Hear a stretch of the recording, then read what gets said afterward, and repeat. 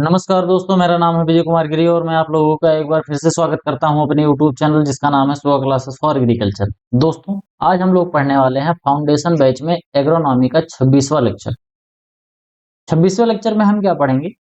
Sugar cane का हम आज दूसरा पार्ट पढ़ने वाले हैं। कल हम लोगों ने पढ़ा था इसका पहला पार्ट। आज क्योंकि शुगर केन की जो फसल थी काफी ज्यादा लंबी है, काफी ज्यादा डिटेल में इसको पढ़ाने का मैं प्रयास कर रहा हूँ, इसीलिए मैंने शुगर केन को दो पार्ट्स में डिवाइड कर रखा है। एक पार्ट हम कल पढ़ चुके थे, आज अपन लोग इसका दूसरा पार्ट पढ़ेंगे। मैं पढ़ाना शुरू करूँ उससे पहले बता दूं कि अल्टीमेट एग्रीकल्चर कोर्स जो मैंने आप लोगों के लिए लॉन्च कर रखा है, अगर आप इसको खरीदना चाहते हैं तो इस क्यूआर कोड को स्कैन करके मात्र 1000 रुपए का पेमेंट करके आप इस कोर्स को खरीद सकते हैं। इस कोर्स की खासियत के बारे में अगर मैं बताऊं तो यहाँ पर आपको इतने ढेर सारे जो सब्जेक्ट दिख रहे हैं, ये सभी सब्जेक्ट बिल्कुल बेसिक से लेकर एडवांस लेवल तक आपको पढ़ाया जाएगा। और यहाँ पर जो कुछ भी आपको पढ़ाया जाएगा उसका आपको पीडीएफ नोट्स भी प्रोवाइड कराया जाएगा। और ये जो पीडीएफ नोट्स होगा आपको हिंदी और अंग्रेजी दोनों भाषाओं में मिलेगा, जिसको आप आराम से आगे फ्यूचर में रिवीजन करने के लिए अपने पास रख सकते हो। इसके अलावा अगर हम बात करें, इसको आपने अगर अच्छे से पढ़ लिया तो आपको कहीं से कोई बुक नहीं खरीदनी पड़ेगी, कोई नोटबुक नहीं बनानी पड़ेगी। अगर मेरा तो यही कहना होता है कि नोटबुक आप अपने पास बनाओ, अपनी खुद के लिए जरूर बनाओ, लेकिन अगर आप नहीं बनाना चाहते हो, आलसी आदमी हो, तो आपको नोटबुक भी बनाने की जरूरत नहीं पड़ेगी। यहाँ पर मैं जो भी दूंगा वो मोर देन इनफ होगा आपके कंपटीशन के एग्जाम को क्वालिफाई करने के लिए। इसको पढ़ के आप कोई भी स्टेट गवर्नमेंट का एग्रीकल्चर का जो एग्जाम आते हैं उसको भी क्वालिफाई कर सकते हो। इसके साथ साथ सेंट्रल गवर्नमेंट के जो एग्रीकल्चर सेक्टर में जो डिफरेंट टाइप की वैकेंसी आती है जिसको बीएससी एग्रीकल्चर वाले फिल करते हैं, उसको आप आराम से क्वालिफाई कर सकते हो। मतलब ओवरऑल ये एक तरीके का महापैक जैसा ये कोर्स है। अगर आप इसको खरीदना चाहते हैं तो खरीद जरूर लीजिए। इसके अलावा कोर्स से रिलेटेड जो भी आपको जानकारी प्राप्त करनी है वो जानकारी आपको मेरे व्हाट्सएप नंबर 9792771793 पर मिल जाएगी। तो आप इस पर हमें संपर्क करके कोर्स से रिलेटेड जो भी आपको जानकारी प्राप्त करनी है वो प्राप्त कर सकते हो। चलिए आगे बढ़ते हैं, अपने टॉपिक पर आते हैं। शुगर केन हम लोग पढ़ रहे थे। शुगर केन में हम यहाँ से स्टार्ट करेंगे कि इसका सेट ट्रीटमेंट क्या होता है। सेट ट्रीटमेंट या दूसरी भाषा में हम कहें तो सीड ट्रीटमेंट। क्योंकि गन्ने के जो सोइंग टाइप होता है, यानी गन्ने की जो हम बुआई करते हैं, तो गन्ने की बुआई करने के लिए हम इसके टुकड़ों का इस्तेमाल करते हैं जिसको हम सेट कहते हैं। तो जब हम गन्ने की बुआई करते हैं तो क्योंकि गन्ने के जर्मिनेशन में 60 दिन का लगभग टाइम लग जाता है, तो इस वजह से ये 60 दिन के आसपास तक मिट्टी में ऐसे दबा रहता है। अब मिट्टी में इतने लंबे टाइम तक अगर ये दबा रहेगा तो इसमें डिफरेंट टाइप के बैक्टीरिया और फंगस अटैक करेंगे। और क्योंकि इसकी जो सीडलिंग नई नई निकल रही होती है बहुत ज्यादा कोमल होती है, तो अगर उस समय पर कोई बैक्टीरिया या कोई फंगस अगर उस पर अटैक कर दिया तो इसका जर्मिनेशन होएगा ही नहीं और ये फसल खराब हो जाएगी। इसी वजह से ये बहुत बार कहा जाता है और ये बहुत ज्यादा इंपॉर्टेंट हो जाता है कि जब हम गन्ने की खेती कर रहे हो तो गन्ने की खेती करते समय हमें सेट का ट्रीटमेंट जरूर कर लेना चाहिए। तो सेट का ट्रीटमेंट जब हम कर लेते हैं तो कोई भी सीड बॉर्न डिजीज है जो कि इस सेट की वजह से हो सकती है, ये कोई भी तरीके की वो डिजीज तब नहीं लगती है। जिसमें जो लाल सड़न रोग होता है, लाल सड़न रोग बहुत ज्यादा देखने को मिलता है, रेड रॉट जिसको कहते हैं, तो उससे बचने के लिए भी ये सीड बॉर्न डिजीज एक तरीके का होता है। इससे बचने के लिए ये सेट का ट्रीटमेंट करना जरूरी होता है। अब ये जो सेट का ट्रीटमेंट होता है ये 4 तरीके से होता है। इन चारों में से 1-2 तरीका आप लगा के अच्छे तरीके से इसको डिसइंफेक्ट कर लो, उसके बाद इसकी फिर प्लांटिंग करने के लिए उपयोग करो। सबसे पहले तो आता है कोल्ड वाटर ट्रीटमेंट। बहुत ही आसान है, सस्ता है। क्या करना है, पानी भर लो एक जगह पर और उसी पानी में जो गन्ने के सेट्स होते हैं इनको डुबो दो। कितने दिन तक? लगभग लगभग 12 से लेके 48 घंटे तक, मतलब 1-2 दिन तक इसको पानी में डुबोए रखो। उसके बाद वहां से निकाल लो और इसके बाद फिर सोइंग इसकी कर दो। इसके अलावा दूसरा इसका मेथड है वो है हॉट वाटर ट्रीटमेंट। इसमें आपको क्या करना है, इसमें पानी को गर्म करो। कितना? केवल 52 डिग्री सेंटीग्रेड तक, इससे ज्यादा नहीं करना है आपको। अगर इससे ज्यादा आपने गर्म कर दिया तो जो इसके कल्ले होंगे, जो नोड निकल रहे होते हैं, ये सभी नोड के डैमेज हो जाने का खतरा रहता है। तो आपको 52 डिग्री के आसपास पानी को गर्म कर लेना है और उसमें जो गन्ने के टुकड़े हैं इनको 30 से 40 मिनट के आसपास तक इनको उसी में डुबो डुबो करके रखना है। इसके बाद उसको निकालो और उसके बाद इसका क्या कर दो, सोइंग कर दो। इससे क्या होता है कि जब गर्म पानी मिलता है तो गर्म पानी मिलने से फंगस के जो स्पोर्स होते हैं, यानी कि जिससे फंगस फैलते हैं, ये सभी बहुत अच्छे तरीके से डैमेज हो जाते हैं, सब मर जाते हैं। तो डिसइंफेक्ट हो जाता है। दूसरा मेथड है केमिकल मेथड। केमिकल मेथड में हम क्या करते हैं, डिफरेंट टाइप के ऑर्गेनोमॉलिक्यूलर फंगिसाइड आते हैं, जैसे हमारा एग्लाल है, एराटॉन है। इस तरीके के जो फंगिसाइड आते हैं, इनका इस्तेमाल किया जाता है। इसका इस्तेमाल करने के लिए आपको क्या करना है, 200 ग्राम ले लो आप इन दवाओं को, चाहे एग्लाल को ले लो और चाहे एरिटॉन को ले लो। इन दोनों में से किसी एक को 200 ग्राम लेके 50 लीटर पानी में मिला लो और उसका एक सॉल्यूशन बन जाएगा इस तरीके का। और उसी सॉल्यूशन में जो गन्ने के सेट्स हैं इसको डाल के फिर प्रॉपर तरीके से इनको डिप कर लो और डिप करने के बाद फिर इसकी ट्रांसप्लांटिंग कर दो।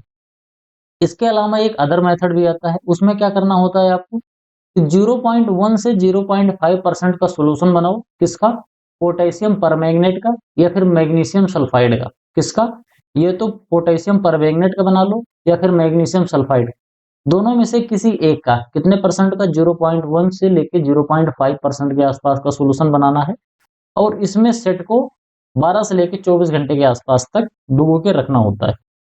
इसमें जो पोटेशियम परमैंगनेट होता है इसी को लाल दवा भी कहा जाता है, तो लाल दवा से ट्रीट करके आपको इसकी सेट की स्विंग करनी चाहिए। इसके अलावा एक होता है ए मड और डग मिक्सचर। इसमें मड और डग का मिक्सचर होता है, कीचड़ और गोबर का। इसको मिला के फिर इसके सीड को इसका जो सेट होता है उसको 12 से 48 घंटे के आसपास डुबो के रख के आप इसको कर सकते हो। इतना ढेर सारा पढ़ के आपको कंफ्यूजन हुआ होगा, मैं एक बार फिर से क्लियर कर दूं। अगर ठंडे पानी में रखना है तो 12 से 48 घंटे तक डुबो के रख दो। गर्म पानी में रखना है तो 52 डिग्री सेंटीग्रेड टेम्परेचर पे 30 मिनट तक आधे घंटे के आसपास इसको डुबो के रख दो। केमिकल ट्रीटमेंट करना है तो एग्लाल या एरिटान 200 ग्राम 500 लीटर एक ड्रम पानी में डाल दो। 50 लीटर मतलब एक ड्रम पानी, एक ड्रम पानी में डाल डाल के इसको फिर क्या कर दो, इसको फिर मिला दो और मिलाने के बाद से ट्रीटमेंट कर दो। इसके अलावा फिर पोटेशियम परमैंगनेट है या फिर मैग्नीशियम सल्फाइड है, दोनों में से किसी एक का सॉल्यूशन बना लो, उसमें भिगो के डाल दो। इसके अलावा मड का और डग का मिक्सचर बना लो, मतलब कीचड़ और गोबर का, उससे सीड ट्रीटमेंट कर सकते हो। तो ये डिफरेंट टाइप के सीड ट्रीटमेंट है जिनकी मदद से आप गन्ने के सेट का प्रॉपर तरीके से सीड ट्रीटमेंट कर लोगे, जिससे सीड बॉर्न जो डिजीज है ये नहीं लगेगी। जब मैं आपको पैथोलॉजी पढ़ा रहा था तो पैथोलॉजी पढ़ाते समय भी मैंने बोला था कि कोई भी अगर सीड बॉर्न डिजीज है तो उसके लिए अगर आपने सीड बॉर्न डिजीज को बचाने के लिए आपको क्या करना है, उससे बचने के लिए, सीड बॉर्न डिजीज से बचने के लिए आपको सीड ट्रीटमेंट करना जरूरी हो जाता है। तो इसी तरीके से गन्ने में भी हम सीड ट्रीटमेंट करेंगे। एक स्पेशल टाइप का सीड ट्रीटमेंट होता है जिससे हायर यील्ड भी होती है। उसमें क्या करना होता है कि जो हम मैग्नीशियम सल्फाइड का ट्रीटमेंट दे रहे हैं उसी मैग्नीशियम सल्फाइड के साथ साथ लाइम का हम ट्रीटमेंट कर देते हैं। कैसे करेंगे, सबसे पहले तो चूना लेंगे, चूने का पाउडर, और उस चूने के पाउडर को पानी में डाल देंगे। जब आप पानी में उसको डालोगे तो क्या होगा, पानी में जब आप डालोगे तो वो रिएक्शन करेगा और बुलबुले बनेंगे और पानी गर्म हो जाएगा। आपको वो पानी जब तक बुलबुला बन रहा है तब तक कुछ नहीं करना है, पानी बुलबुला बन जाएगा और जो चूना है, वो जो अनबुझा चूना है वो बुझा चूना हो जाएगा और पानी को थोड़ा सा गर्म कर देगा। इसके बाद थोड़ा इंतजार करिए, पानी दोबारा फिर नॉर्मल टेम्परेचर पर आ जाएगा। अब क्या करना है आपको, उसमें इसी मैग्नीशियम सल्फाइड का इस्तेमाल करो। मैग्नीशियम सल्फाइड आपको 450 ग्राम लेना है और इन दोनों को मिला देना है कायदे से। चूना जो पहले से डाल रखा था आपने और इसके बाद मैग्नीशियम सल्फाइड को, दोनों को कायदे से मिलाओ और मिलाने के बाद इसी के अंदर गन्ने को डुबो के रख दो। ठीक, गन्ने को डुबो के रखो कितने देर के लिए, 8 से 12 घंटे के आसपास, मतलब रात भर डुबो के रख दो। अब जब रात भर आप इसको डुबो के रख दोगे उसके बाद क्या करना है आपको, जब इसकी बुआई करोगे तो इससे जो जर्मिनेशन है उसके अंदर 10% का इंक्रीज आएगा और अगर 10% जर्मिनेशन बढ़ जाएगा तो ऑटोमेटिकली 10-12% शुगर की यील्ड भी बढ़ जाती है। यहाँ तक बात समझ में आई। चलिए आगे देखते हैं, न्यूट्रिएंट मैनेजमेंट। सीड ट्रीटमेंट तो हमने कर लिया, बुआई के लिए हमारा जो सेट है वो बिल्कुल तैयार है। अब जब हम सेट की बुआई करते हैं तो उसी समय पर हमको नाइट्रोजन, फॉस्फोरस, पोटेशियम और इसके साथ साथ जिंक और सल्फर इसके अंदर देना पड़ता है, क्योंकि मैंने आप लोगों को बताया है कि जो गन्ने की फसल होती है ये हैवी फीडर होती है, मतलब इसे ज्यादा न्यूट्रिएंट की जरूरत पड़ती है। तो इसी वजह से न्यूट्रिएंट मैनेजमेंट भी बहुत जरूरी होता है। तो इसमें जो हम नाइट्रोजन देते हैं वो 150 से लेके 250 किलोग्राम, कितना, 150 से लेके 250 किलोग्राम के आसपास तक इसमें नाइट्रोजन की जरूरत पड़ती है। लेकिन ये 150 से 250 किलोग्राम जो नाइट्रोजन हम देंगे, इसको एक ही बार में हमें नहीं देना है, हम इसको 3 बार में देंगे। एक तो बेसल डोज के टाइम पर, जब हम सेट को बुआई कर रहे होते हैं, सेट की बुआई के टाइम पर हम 50% दे देंगे। इसके बाद 25% हम जब 3 महीना बीत जाएगा बुआई का, यानी कि 90 दिन बाद देंगे। उसके बाद फिर 6 महीने, उसके 90 दिन बाद फिर से दे देंगे।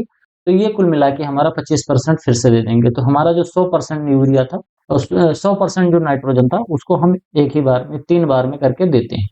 एक चीज समझना, यहाँ नाइट्रोजन का किलोग्राम लिखा है, नहीं तो यूरिया का किलोग्राम समझ लो कि अच्छा ये 150 किलोग्राम यूरिया, 150 से 250 किलोग्राम यूरिया, ये नहीं है, ये नाइट्रोजन का परसेंटेज है। और नाइट्रोजन का परसेंटेज यूरिया में 46% होता है, तो उसके हिसाब से आप लगा लेना कितना होता है।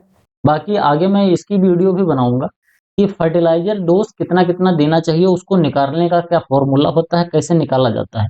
इसके अलावा जो परसेंटेज का सॉल्यूशन बनाया जाता है कि 5 ppm का, 50 ppm का, 20 ppm का सॉल्यूशन या 0.5% का घोल बनाना, ये सब जो है इसके न्यूमेरिकल वाले जो क्वेश्चन है, इसको भी मैं आप लोगों को पढ़ाऊंगा। अल्टीमेट एग्रीकल्चर जो मेरा कोर्स है, उसमें बहुत डिटेल में इन सभी चीजों के बारे में बताऊंगा। आगे बात करते हैं फास्फोरस की। तो फास्फोरस इसमें जो देंगे वो 100 से लेके 150 किलोग्राम देंगे। सबसे अच्छी बात क्या है कि जितना भी फास्फोरस देंगे, सब का सब हम बेसल डोज के रूप में देंगे। जब हम बुआई कर रहे होते हैं उसी समय पर दे देंगे। पोटेशियम जो है ये भी 100 से लेके 150 किलोग्राम के आसपास तक देते हैं बेसल डोज के रूप में ही। सल्फर इसके अंदर 15 से 20 किलोग्राम देंगे बेसल डोज के फॉर्म में। इसके अलावा इसमें जिंक भी दिया जाता है, क्योंकि जब तक हम ठीक से जिंक नहीं डालेंगे, तब तक नाइट्रोजन का प्रॉपर तरीके से उपयोग हो नहीं पाएगा। तो इसमें 10 किलोग्राम के आसपास जिंक भी डाला जाता है, ये भी बेसल डोज के रूप में दिया जाता है। यहाँ तक आपको बात समझ में आई। अब यहाँ पर मैंने जितना भी आपको फर्टिलाइजर बताया, नाइट्रोजन को छोड़कर सभी के सभी फर्टिलाइजर बेसल डोज के रूप में दिए जाते हैं। और इसके बाद नाइट्रोजन जो है 50% बेसल डोज में दे देंगे, और ये 25% जो टॉप ड्रेसिंग में देते हैं, उसके अंदर थोड़ा सा कैच है। जैसे गेहूं धान जो होता है, उसमें जब हम टॉप ड्रेसिंग करते हैं, तो उसमें हम खाद को क्या करते हैं, जो हमारा फर्टिलाइजर होता है उसको हम छिड़कते हैं। लेकिन इसमें ऐसा नहीं करना होता।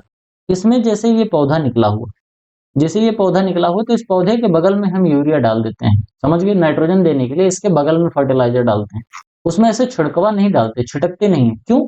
क्योंकि मैंने आप लोगों को बताया है कि इसकी जो बुआई होती है वो अलग अलग मेथड से होती है। अब आप लोगों ने पिछले वाले लेक्चर में पढ़ा होगा कि एक लाइन से दूसरे लाइन की दूरी कई बार 90 सेंटीमीटर होती है।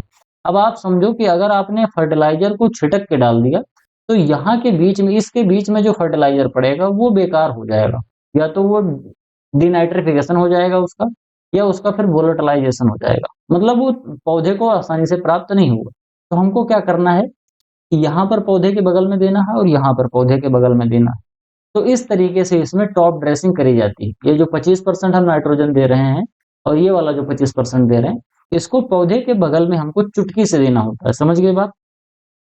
इसके अलावा बात करते हैं कि जब हम नाइट्रोजन डालते हैं, अगर इस 250 से ज्यादा, किसान क्या करते हैं, किसान बड़े चालाक होते हैं, तो वो क्या करते हैं कि जैसे मान लो 250 किलोग्राम नाइट्रोजन कहा गया, तो वो 250 नहीं डालेंगे, वो 300 किलोग्राम नाइट्रोजन डाल देंगे।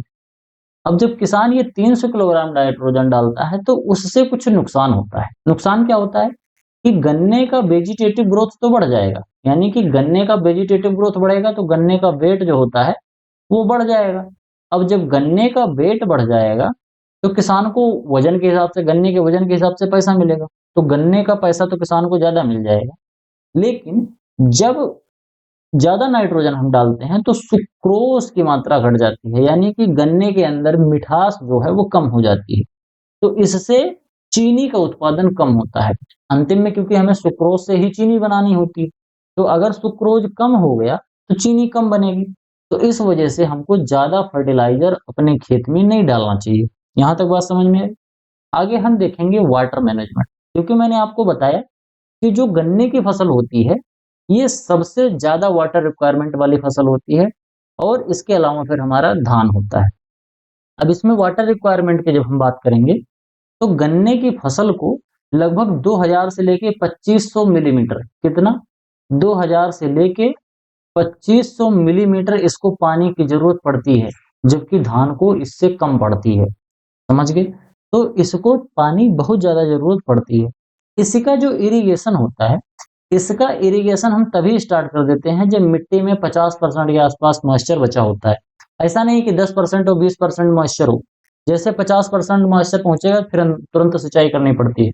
अब ये तुरंत-तुरंत जो आपको बार-बार सिंचाई करनी पड़ती है, ये बार-बार सिंचाई अगर आपको करनी पड़ रही है, तो पूरे जो 10-12 महीने की जो फसल होती है, उसमें आपको 10 से 12 सिंचाई करने की ज़रूरत पड़ती है। इसमें बरसात के टाइम पे जो आपको सिंचाई नहीं करनी है, उसको छोड़कर है, समझ पा रहे हो? तो इसको बहुत ज़्यादा पानी की ज़रूरत पड़ती है। इसीलिए कहा जाता है कि जो गन्ना है, गन्ने का 60 से 70 टन पानी की ज़रूरत पड़ती है, 1 टन गन्ना का उत्पादन करने के लिए। ध्यान से समझना। यानी कि अगर 1 टन गन्ने का उत्पादन करना है, तो 1 टन गन्ने का उत्पादन करने के लिए 60 से 70 टन पानी की ज़रूरत पड़ती है। उसमें मैंने राइस में बताया था कि 1 किलोग्राम कितना? 1 किलोग्राम राइस प्रोड्यूस करने के लिए 5000 लीटर पानी की ज़रूरत पड़ती है। कितना? 5000 लीटर पानी की ज़रूरत पड़ती है। यहाँ तक बात समझ में आई? आगे हम बात करेंगे इरिगेशन शेड्यूल की। तो इसमें जब इरिगेशन शेड्यूल की हम बात करते हैं, तो एक तो जब हम सेट की सोइंग कर रहे होते हैं, उस समय पर प्रॉपर मॉइस्चर होना चाहिए। अगर प्रॉपर मॉइस्चर मिट्टी के अंदर नहीं है, तो जर्मिनेशन ही नहीं हो पाएगा। तो प्रॉपर तरीके का मॉइस्चर होना चाहिए। इसके बाद क्योंकि गन्ने की जो जर्मिनेशन होती है, ये लगभग 60 दिन तक चलती रहती है। इसमें जो गन्ने का जो जर्मिनेशन है, ये 60 दिन तक होता रहता है। इसीलिए हमको इसको बीच-बीच में सिंचाई की ज़रूरत पड़ेगी, क्योंकि गर्मी का टाइम पे हम मार्च-अप्रैल में इसकी बुआई करते हैं, फरवरी, मार्च, अप्रैल, सितंबर, नवंबर इसमें करते हैं, कई जगह कई महीने में करते हैं। लेकिन मैं बात कर रहा हूँ पर्टिकुलरली जो मार्च और अप्रैल के महीने वाली। अगर उस महीने में हम इसमें बुआई कर रहे हैं खेत में, तो क्योंकि गर्मी ज़्यादा होती है, तो मॉइस्चर बहुत जल्दी से घटता है। इसी वजह से हमको जो पहली सिंचाई इसकी करनी पड़ती है, वो बुआई के मात्र 20 दिन बाद ही करनी पड़ती है। इसके बाद जो गर्मी का टाइम है, उसमें 10-15 दिन के इंटरवल पर सिंचाई करनी पड़ती है और जो ठंडी का टाइम होता है, उसमें हमको 25 से 30 दिन के अंतराल पर सिंचाई करनी पड़ती है। और बरसात में तो सिंचाई करनी नहीं होती, 3-4 महीने जो बरसात चलता है, उसमें तो कोई दिक्कत वाली बात ही नहीं। यहाँ तक आपको बात समझ में आई होगी। बात करेंगे इसमें वाटर स्ट्रेस सेंसिटिविटी की। जब हम गन्ने की बुआई करते हैं, तो गन्ने में एक दूसरी भाषा में आप समझो कि क्रिटिकल स्टेज फॉर इरिगेशन। गन्ने के 2 क्रिटिकल स्टेज होते हैं। एक तो होता है फॉर्मेटिव स्टेज और एक होता है ग्रांड ग्रोथ स्टेज। तो ये 2 स्टेज जो होती हैं, इस पे गन्ने में पानी की ज़रूरत ज़्यादा होती है। ये क्रिटिकल होते हैं। अगर इस समय पे मॉइस्चर कम हो गया, तो गन्ने की यील्ड घट जाती है। इसमें जो फॉर्मेटिव स्टेज होता है, इसी को टिलरिंग स्टेज कहते हैं और इसको हिंदी में अगर हम बात करें तो इसको फुटाव कहते हैं या फिर कल्ला निकलना बोलते हैं, कल्ले निकलने। जब आपने गन्ने की बुआई यहाँ पर करी होगी तो केवल गन्ने की एक यहाँ पर बड निकला होगा। लेकिन आप देख रहे हो यहाँ ढेर सारे गन्ने हो गए। तो क्यों हो गए? क्योंकि इनकी फॉर्मेटिव स्टेज में इनके ढेर सारी टिलरिंग हुई। तो ढेर सारी टिलरिंग होके इतने ढेर सारे गन्ने बन गए, जबकि एक निकलना था। एक निकला था स्टार्टिंग में ना, एक निकलता है फिर बाद में ढेर सारे 10-12 हो गए। तो ये जो 10-12 हो रहे हैं, ये किसकी वजह से हो रहे हैं? ये फॉर्मेटिव स्टेज की वजह से हो रहे हैं। तो फॉर्मेटिव स्टेज में जब इसमें टिलरिंग होती है, तो उस समय पर पानी की ज़रूरत इसमें ज़्यादा होती है। दूसरा होता है ग्रांड ग्रोथ फेज़। ये ग्रांड ग्रोथ फेज़ क्या होता है? फॉर्मेटिव स्टेज जब खत्म होती है, तो ग्रांड ग्रोथ वाला फेज़ आता है। इसमें पौधे की हाइट बहुत तेज़ी से बढ़ती है। पौधा अपनी पूरी हाइट को कंप्लीट करता है। ये जो टाइम होता है, इस टाइम पर पौधे को पानी की ज़्यादा ज़रूरत पड़ती है। तो ये दोनों जो हैं, ये दोनों क्रिटिकल स्टेज ऑफ इरिगेशन है। अगर पूछा जाए कि इन दोनों में महत्वपूर्ण कौन है, तो आपको याद रखना है कि फॉर्मेटिव स्टेज नंबर 1 पर आएगा। ये फॉर्मेटिव स्टेज जो है, सबसे ज़्यादा इम्पोर्टेंट होता है। क्यों? क्योंकि इस समय पर फसलें छोटी-छोटी होती हैं, इनकी जड़ बहुत ज़्यादा डेवलप नहीं रहती है और इसके अलावा इस टाइम पर गर्मी बहुत ज़्यादा पड़ रही होती है। तो अगर हमने सही से सिंचाई नहीं करी, तो काम गड़बड़ हो जाएगा, हमारे कल्ले ही नहीं निकलेंगे। अगर कल्ले ही नहीं निकलेंगे, तो हम बाद में कुछ भी कर ले जाएँ, हमको यील्ड ज़्यादा नहीं मिलेगा। अब इसमें बीड मैनेजमेंट की बात करते हैं। बीड मैनेजमेंट जब तक गन्ना छोटा होता है, यानी कि स्टार्टिंग के 4 महीने, वही जो गर्मी वाला टाइम होता है बिल्कुल जून तक का, जब जैसे मान लो हमने बुआई करी मार्च, अप्रैल, मई, जून, तो वो जून तक का मतलब जब गर्मी खत्म होती है, बरसात शुरू हो जाती है, तो वो जो गर्मी वाला टाइम होता है, उस टाइम पर इसके अंदर खरपतवार बहुत ज़्यादा उगता है। क्यों? क्योंकि पौधे की बुआई हमने दूर-दूर करी है, लगभग 60 सेंटीमीटर, इसके बाद 95 सेंटीमीटर, इस तरीके से 45 सेंटीमीटर, अलग-अलग मेथड में अलग-अलग स्पेसिंग रखते हैं। तो बीच में जगह बहुत बचती है। अगर आपने 45 सेंटीमीटर ही रख लिया, तो आप ऐसे अंदाज़ हो कि आपकी जो ये बड़ी वाली पटरी होती है, वो बड़ी वाली जो स्केल होती है 30 सेंटीमीटर की होती है। अब उसका अगर आपने डेढ़ गुना कर दिया, तो आप अंदाज़ा लगाओ कि बीच में कितनी जगह बच रही है। उतनी जगह में बहुत ढेर सारे खरपतवार उगते हैं। अब ढेर सारे अगर खरपतवार उगेंगे, तो क्योंकि गन्ना 60 दिन तक तो जर्मिनेट ही हो रहा है। अगर उस समय पर हमने प्रॉपर तरीके से इसको मैनेज नहीं किया, तो खरपतवार इतना ज़्यादा उग जाएगा कि गन्ने की ग्रोथ के लिए जगह ही नहीं मिल पाएगी। तो इस वजह से स्टार्टिंग के जो गन्ने की बुआई के 4 महीने होते हैं, उस 4 महीने में वीड को कंट्रोल करना काफ़ी ज़्यादा इम्पोर्टेंट होता है। इसको कंट्रोल करने के लिए ज़्यादातर भारत में इंटर कल्चरल ऑपरेशन करते हैं, निकाई गुड़ाई की प्रैक्टिस करी जाती है। इसके अलावा इसमें हर्बिसाइड भी इस्तेमाल किया जाता है, जैसे सीमाजीन है, एट्राजीन है और एलाक्लोर है। ये 3 जो दवाएँ हैं, इनका इस्तेमाल किया जाता है गन्ने में खरपतवार को नष्ट करने के लिए। यहाँ तक बात समझ में आई? आगे हम बात करेंगे इसकी वैराइटीज़ की। बहुत ढेर सारी वैराइटीज़ हैं, कुछ इंपॉर्टेंट वैराइटी केवल पढ़ेंगे। जैसे वंडर केन जो है, सीओसी 671, सीओ 419। इसके अलावा नेशनल लेवल के कमर्शियल वैरायटी कौन सी है? सीओ पंत 85,004, 86,032, 87,263, इस तरीके की वैरायटी है। कुछ वैरायटी ऐसी हैं जिसमें लाल सड़न वाला रोग नहीं लगता है। इस रोग के बारे में मैंने पैथोलॉजी में बहुत डिटेल में पढ़ाया है अल्टीमेट एग्रीकल्चर कोर्स में। इसमें क्या है? सीओ 7704, 7717, 8023, 8610, 8210, 86,011, 93,011, इस तरीके की जो वैरायटीज हैं, सबके अंदर में आपको सीओ स्टार्टिंग में लगा होता है। तो ये सभी जो वैरायटी हैं, इनके अंदर रेड रॉट वाली डिजीज नहीं लगती है। तो ये कुछ इंपॉर्टेंट वैरायटीज हैं, आप इसको याद कर लो। इसके अलावा हम बात करेंगे इसमें क्रॉप रोटेशन और कल्चरल प्रैक्टिसेस क्या-क्या होती हैं। क्योंकि गन्ने की फसल जो होती है, वो 12 महीने के आसपास तक चलती है, 10-12 महीने, 18 महीने की। तो अब इतने लंबे तक अगर खेत में फसल खड़ी है, तो ऐसा तो है नहीं कि बीच में हमें कुछ नहीं करना पड़ेगा। बीच में कुछ ना कुछ हमको थोड़ा बहुत करना पड़ता है। तो वो थोड़ा बहुत क्या-क्या करना पड़ता है, उसको समझेंगे और क्रॉप रोटेशन समझेंगे। नॉर्थ इंडिया में जो गन्ने की बुआई होती है, वो कॉटन को हार्वेस्ट करने के बाद कर सकते हैं, ग्राम को हार्वेस्ट करने के बाद कर सकते हैं, सरसों को बुआई के काटने के बाद कर सकते हो, ज्वार और मेज के काटने के बाद कर सकते हो। बोले तो ये जितनी ढेर सारी आपको फसलें दिख रही हैं, इन सब की हार्वेस्टिंग करके आप गन्ने की बुआई आराम से कर सकते हो। इसके अलावा साउथ इंडिया में कॉटन और ग्राम की खेती, चाहे कॉटन या ग्राम, इसके बाद आप गन्ने की खेती कर सकते हो। मतलब ये क्रॉप रोटेशन की यहाँ पर बात हो रही है। आगे आता है ब्लाइंड होइंग। ब्लाइंड होइंग या लाइट होइंग एक टर्म होता है और कई बार एग्जाम में पूछा जाता है कि ब्लाइंड होइंग क्या होती है। ये क्या होती है? This is done a week after planting to break the soil crust. ये बुआई के जस्ट बाद होता है। बुआई के जस्ट बाद मतलब ऐसा नहीं कि आज हमने बुआई करी तुरंत ही पीछे पीछे जुताई कर रहे हैं, ऐसा नहीं। इसमें जो ये होइंग करी जाती है, होइंग का क्या मतलब होता है? गुड़ाई करना, मतलब थोड़ी सी हल्की सी जुताई टाइप का, मान लो गुड़ाई करना। यहाँ पर देख रहे हो आप, छोटे छोटे ये तार जैसे वो लगे हैं, होइंग के टाइम्स लगे हैं और इसी टाइम्स से यहाँ पर हल्के से गुड़ाई हो रही है। तो गुड़ाई करने में जो ब्लाइंड होइंग होता है, ये बुआई के 1 हफ्ते बाद होता है। ये कब होता है? जर्मिनेशन से पहले और बुआई के बाद। क्या कहते हैं?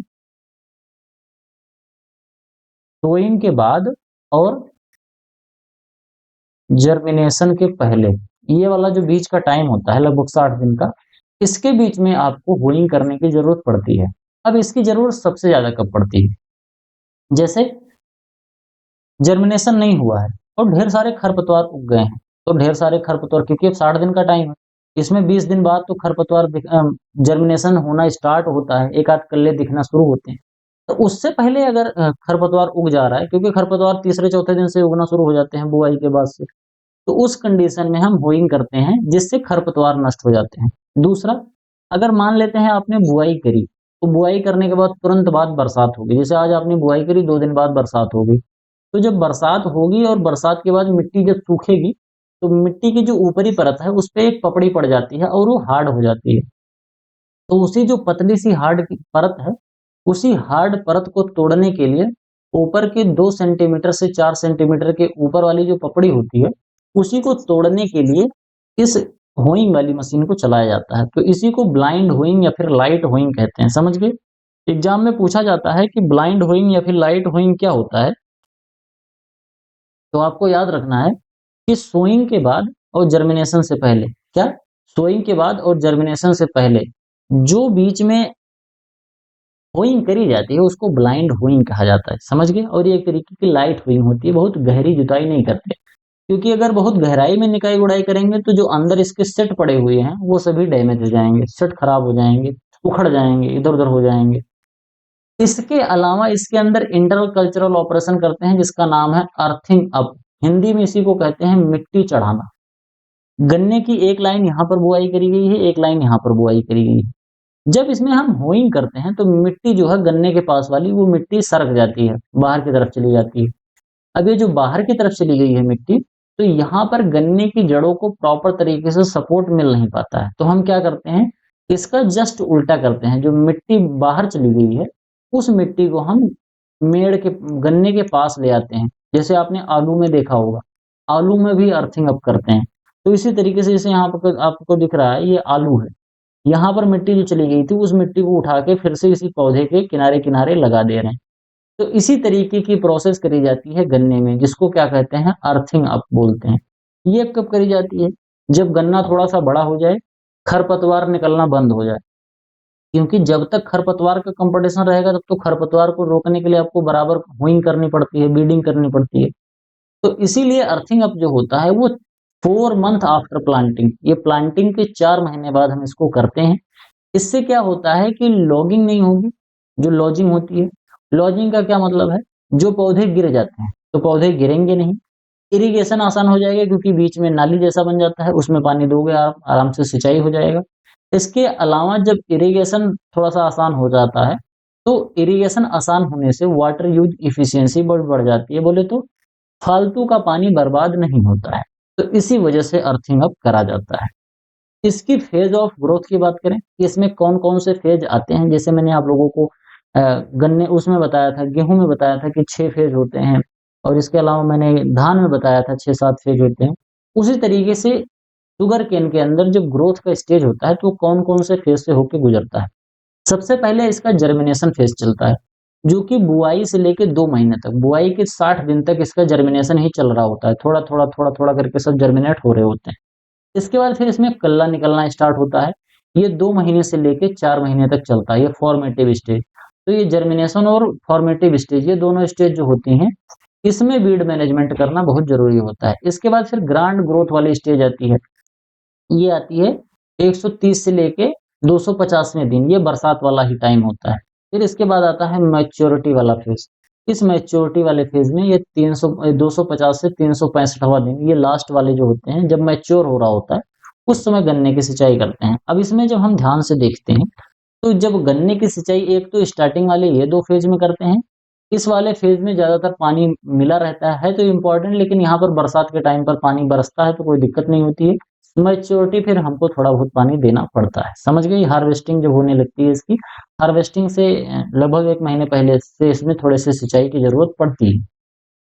अब यहाँ पर मैंने आप लोगों को बताया कि ये ग्रांड ग्रोथ स्टेज, इसमें पौधे की हाइट बहुत तेज़ी से बढ़ती है, इसमें ढेर सारे कल्ले निकलते हैं, इसमें जर्मिनेशन होता है और इसमें जो ग्लूकोज़ है, ये किसमें बदलेगा? ये सुक्रोज में कन्वर्ट होता है। ग्लूकोज से सुक्रोज में कन्वर्ट होता है। बोले तो गन्ने के अंदर मिठास बढ़ती है, गन्ना मोटा होना स्टार्ट होता है। इसमें फिजियोलॉजिकल और क्रॉप लॉगिंग क्या होता है? देखो फिजियोलॉजी समझो इसकी। फिजियोलॉजी में इसकी सबसे इंपॉर्टेंट होता है शुगर का कन्वर्जन। कैसे होगा? ध्यान से समझो। जब पौधे फोटोसिंथेसिस करते हैं तो फोटोसिंथेसिस करने के बाद उनका जो पहला प्रोडक्ट बनाते हैं, स्टेबल प्रोडक्ट, वो पहला स्टेबल प्रोडक्ट होता है ग्लूकोज। फिर ये ग्लूकोज किसी में फ्रक्टोज के रूप में, किसी में सुक्रोज के रूप में, किसी में स्टार्च के रूप में, किसी में कोलेस्ट्रॉल के रूप में, किसी में किसी तरीके से अलग अलग जगह पर अलग अलग जाते हैं। तो यहाँ पर जो ग्लूकोज बना है वो ग्लूकोज आगे चलकर सुक्रोज में या फिर फ्रक्टोज में कन्वर्ट होता है, जिसकी वजह से गन्ने के अंदर मिठास आती है। तो ग्लूकोज जब सुक्रोज और फ्रक्टोज में कन्वर्ट होता है तो इसी को क्या कहते हैं, शुगर का कन्वर्जन बोलते हैं। ये कब होता है, ये होता है नवंबर से लेके फरवरी के महीने में, जो ठंडी का टाइम होता है उस समय पे ये हो रहा होता है। अब ये ठंडी के टाइम पर इसकी हार्वेस्टिंग भी होती है, साल भर कंप्लीट हो जाता है तो इसी टाइम पर इसकी हार्वेस्टिंग भी चल रही होती है। तो इसके अंदर जो शुगर का कन्वर्जन है वो कब होता है, ये कोल्ड टेम्परेचर में अच्छे से होता है, ग्लूकोज से सुक्रोज और फ्रक्टोज दोनों बनता है। अब इसमें जो सबसे ज्यादा इंपॉर्टेंट है इस सुक्रोज के कन्वर्जन में, वो सबसे ज्यादा इंपॉर्टेंट जो न्यूट्रिएंट है वो है पोटेशियम। इसीलिए इसमें पोटेशियम 150 किलोग्राम के आसपास तक डालते हैं, जितना फास्फोरस उतना ही पोटेशियम।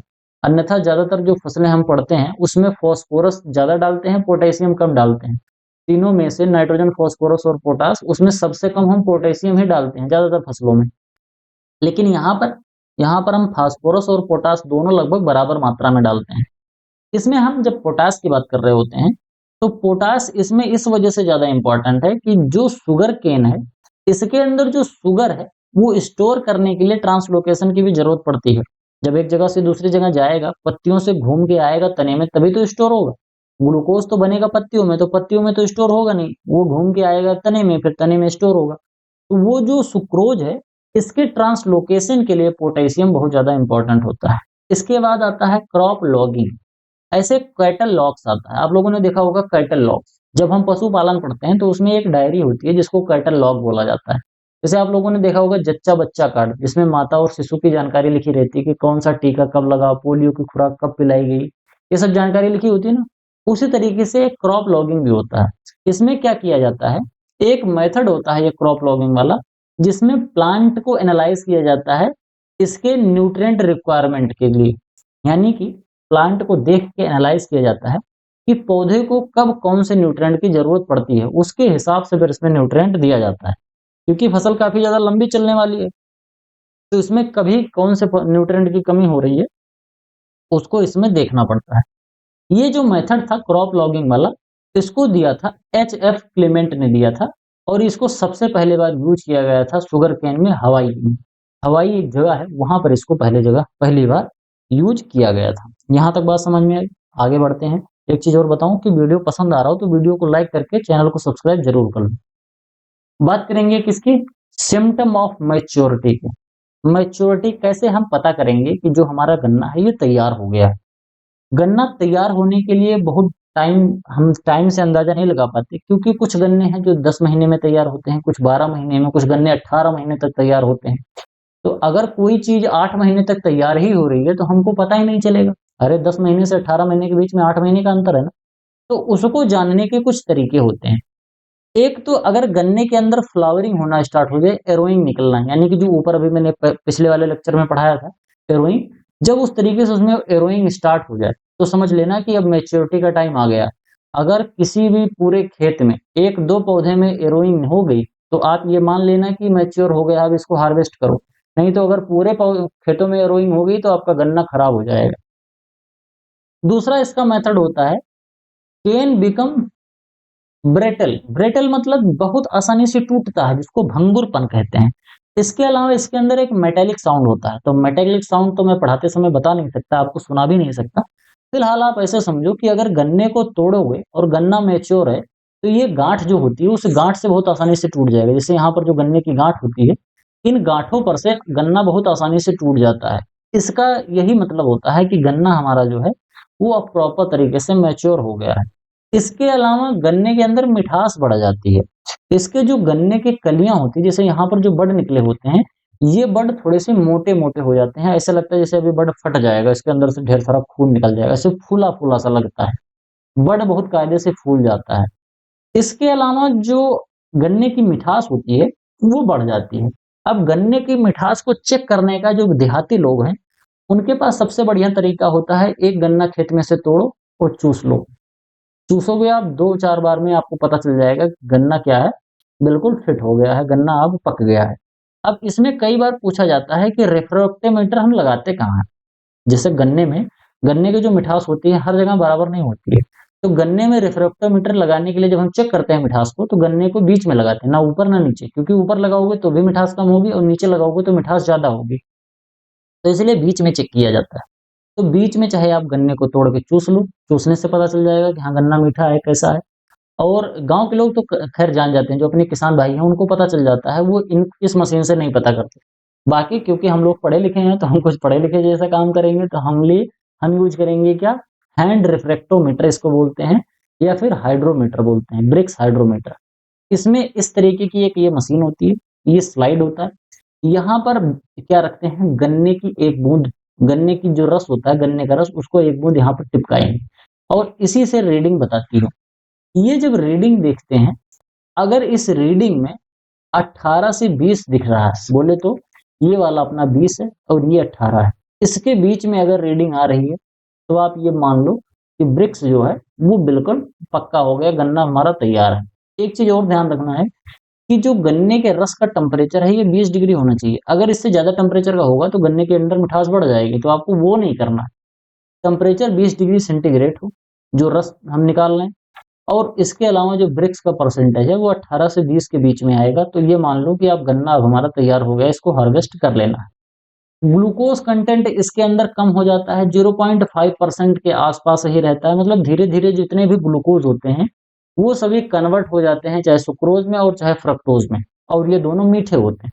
तो इस वजह से भी हम अंदाज लगा सकते हैं कि अब हमारा गन्ना मैच्योर हो गया है। तो ये कुछ हमारे पैरामीटर्स हैं जिनसे हम आइडेंटिफाई करते हैं कि गन्ने की फसल मैच्योर हुई है कि नहीं हुई है। बात करेंगे यील्ड की। जब हम नॉर्थ इंडिया में गन्ने की खेती करते हैं, तो क्योंकि यहाँ पर 10 से 12 महीने में ही गन्ना तैयार होता है, तो स्वाभाविक सी बात है कि यील्ड थोड़ी सी कम होगी।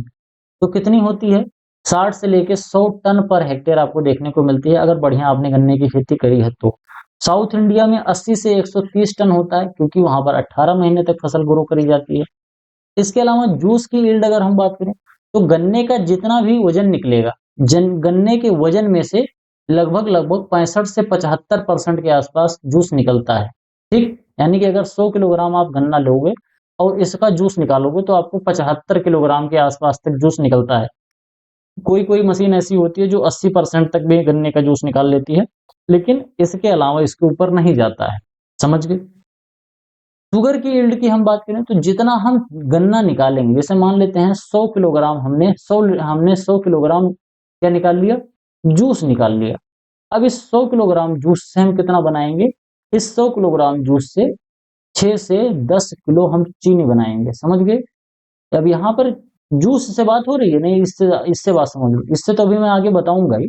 जूस से बात हो रही है कि अगर 100 किलो जूस निकाल लिया आपने, तो 100 किलो जूस से आपको 6 से 10 किलो चीनी आपको मिलेगा। तो क्रॉस कंटेंट की बात करते हैं, तो जो जूस होता है, जूस के अंदर 14 से 17% के आसपास केवल सुक्रोज होता है। इसके अलावा इसमें पानी रहता है, बाकी और डिफरेंट डिफरेंट चीजें रहती हैं। तो 14 से 17% के आसपास केवल सुक्रोज मिलता है। इसके अलावा हम बात करेंगे शुगर बीट की रिकवरी की।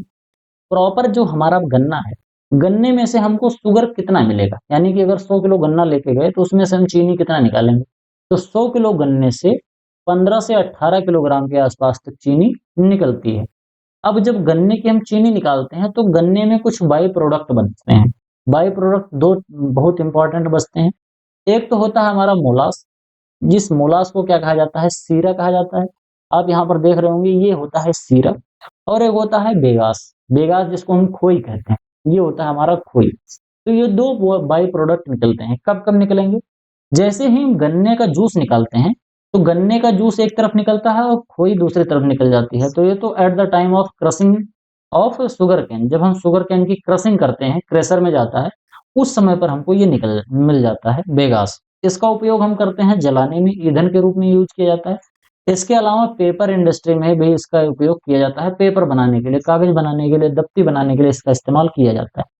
कई बार चीनी को पकाने के लिए भी इसका इस्तेमाल ईंधन के रूप में करते हैं। बहुत तेजी से जलता है ये, क्योंकि इसके अंदर पानी तो निकल गया, जूस वूस सब निकल गया, तो 2 दिन में ये सूख जाता है, और इसको डाल दो भट्ठी में तो ये बहुत तेज जलता है। उसी से गांव में जो छोटे छोटे जो कुल्हार लगे होते हैं, जहाँ पर गुड़ बनाया जाता है, तो वहां पर गर्म करने के लिए, रस को गर्म करने के लिए इसी का इस्तेमाल किया जाता है। अब जब चीनी बनना स्टार्ट होता है, जब हम रस को गर्म करते हैं, तो चीनी जब बनती है, तो चीनी बनते बनते बनते बनते थोड़ा सा लास्ट में प्रोडक्ट बच जाता है, इसी को हम बोलते हैं, इसको बोलते हैं मोलास या मोलासिस। ये कितना होता है, ये मोलास जो होता है, ये 3 से 5% के आसपास मोलास हमको देखने को मिलता है। ठीक, इसके अलावा ये बेगास मैंने आपको बता ही दिया। गैसोल की बात कर लेते हैं। इसी गैसोल को कई बार एथेनॉल ब्लेंडिंग कहा जाता है, कई बार E20 पेट्रोल कहा जाता है, कई बार E35 पेट्रोल बोला जाता है।